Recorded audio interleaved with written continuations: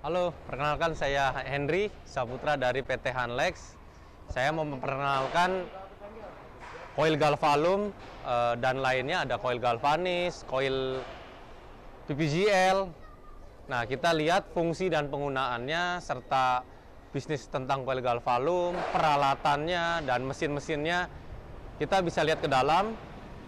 Ayo kita review sebentar mengenai bisnis galvalum. Nah, ini ada proses pengiriman dan pengangkutan koil. Nah, ini kita punya hoist atau kren dengan kapasitasnya 5 ton. Kemudian kita ada forklift juga dengan kapasitas 5 ton. Kita lihat ke dalam.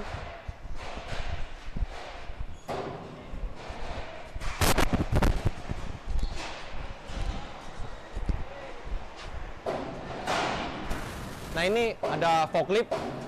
Forklift ini dengan kapasitas 5 ton untuk pengangkutan koil galvalum dan barang jadi bisa. Kemudian kita ada atap spandek, ada baja ringan, ada reng. Ayo kita lihat fungsi dari peralatan-peralatan itu tersendiri.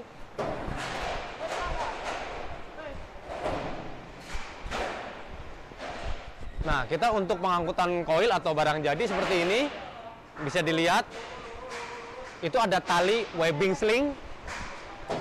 Ada tali webbing sling itu untuk pengangkutan koil, bisa untuk barang jadi seperti atap galvalum ini juga bisa. Kita menggunakannya remote. Untuk ini kren atau hoist ini kita menggunakan remote. Hoist ini dengan kapasitas 5 ton. Nah, bisa lihat, jadi bisa lebih praktis. Untuk ngangkat-ngangkatnya kita lebih praktis dan bisa lebih cepat. Nah, biasanya tuh di bawah itu ada kayu. Kita sebutnya palet kayu biasanya. Supaya si koilnya atau barang jadinya tidak bergerak di jalan. Untuk safety-nya, untuk keamanannya. Nah, kurang lebih ini. Jadi alat-alat untuk koil galvalum itu memang mesti ada forklift. Kalau nggak ada forklift biasanya ada gawang. Bikin gawangan dari besi WF bisa. Kemudian juga ada kren atau hoist. Yang penting adalah kapasitasnya 5 ton. Karena koil galvalum itu mempunyai berat masing-masing kurang lebih range-nya 2-4 tonan. 2.000 kilo atau 4.000 kilo. Nah, ini juga kita punya lampunya supaya ada penerangan. Ada lampunya. Ada tali juga, webbing slingnya juga. Nah, dari sisi pengangkutan itu mesti safety, mesti diingat bahwa dalam perjalanan itu harus aman. Tidak boleh bergerak, tidak boleh membahayakan. Koilnya bisa jatuh atau barang jadinya berupa atap atau spandeknya jatuh. Dan usahakan tidak melebihi kapasitas kendaraan. Kalau kapasitas kendaraan 8 ton ya diisilah 8 ton. Jangan melebihi karena itu membahayakan. Ini beratnya itu 4-8 ton. Jadi manusia tidak bisa angkat, harus menggunakan alat. Sehingga di jalan itu sangat riskan, kalau berbahaya atau jatuh itu dihindarilah. Ayo kita lihat lagi dari penggunaan-penggunaan yang lainnya. Nah, ini juga termasuk alat. Ini biasanya buat ngangkut koil atau barang jadi juga bisa ini. Untuk koil biasanya kita fungsi penggunaannya masuk ke dalam lubangnya. Nah, saya mau menjelaskan beberapa hal tentang koil galvalum. Koil galvalum itu ada yang seperti ini. Ini dia lubangnya menghadap ke atas. Ada lagi yang seperti ini. Ini lubangnya menghadap ke depan dan ke belakang. Biasanya kalau yang seperti ini tuh koil-koil yang tebal-tebal, biasanya buat kanal C dan reng. Kalau yang ini biasanya untuk hollow galvalum. Karena dia tipis, tebalnya 0,2, range-nya sampai 0,25. Kemudian dia slittingnya 101.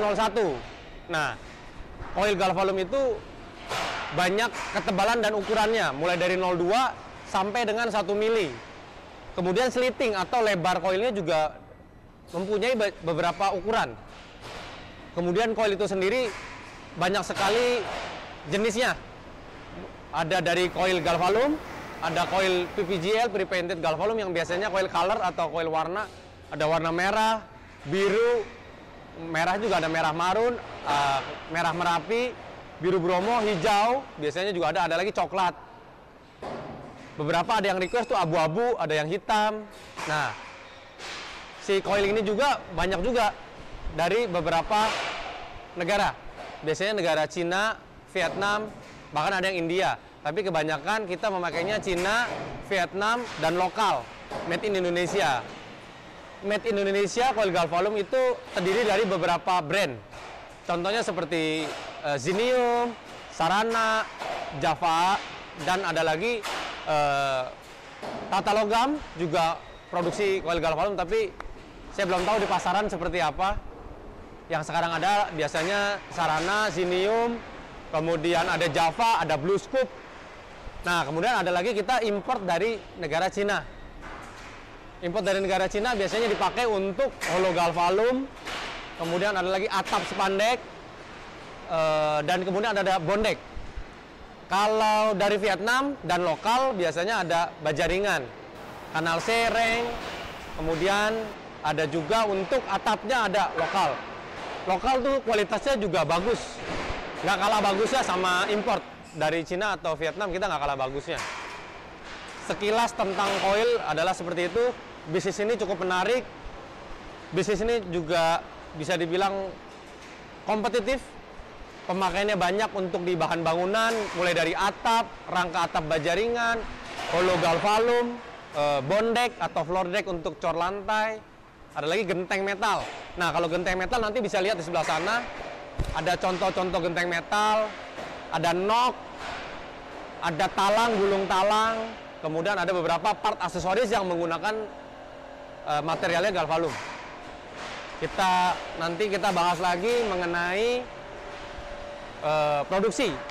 Kalau ada pertanyaan dan lain sebagainya bisa kontak ke kami, PT Hanlek Asia Semesta, saya dengan Henry Saputra. Nanti bisa kita cantumkan nomor teleponnya juga ada di bawah. Nanti kita bahas lagi untuk produksi mesinnya dan hasil produksinya. Ayo kita lihat lagi.